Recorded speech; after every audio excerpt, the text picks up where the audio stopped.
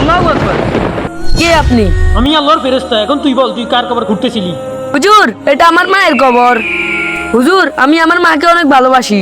এখন তুই কি চাস, তোর মাকে কবর থেকে উঠে জীবিত করে দিই? জি হুজুর। তবে আমার একটা শর্ত আছে।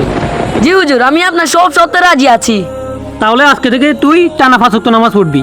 ঠিক আছে হুজুর, আমি আজকে থেকে 5 ওয়াক্ত নামাজ পড়ব। ঠিক 41 দিন পর তুই আমার সাথে এই জায়গায় আবার দেখা করবি। হ্যাঁ।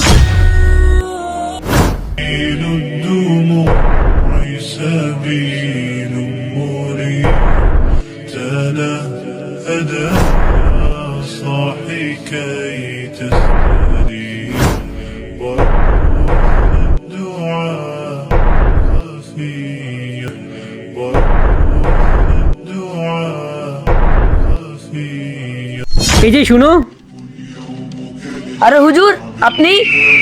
তুমি তো তোমার ওয়াদা পালন করেছো, এখন কি তোমার মাকে আমি জীবিত করে দিব? না না না হুজুর, আমার মা জান্নাতে অনেক শান্তিতে আছে। তাই আমিও পরকালের জন্য প্রস্তুতি নিচ্ছি। আর হ্যাঁ, আমার মায়ের এটা একটা স্বপ্ন ছিল।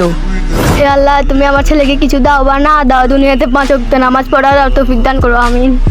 ভিডিওটা ভালো লাগলে চ্যানেলটা সাবস্ক্রাইব করে দিবেন।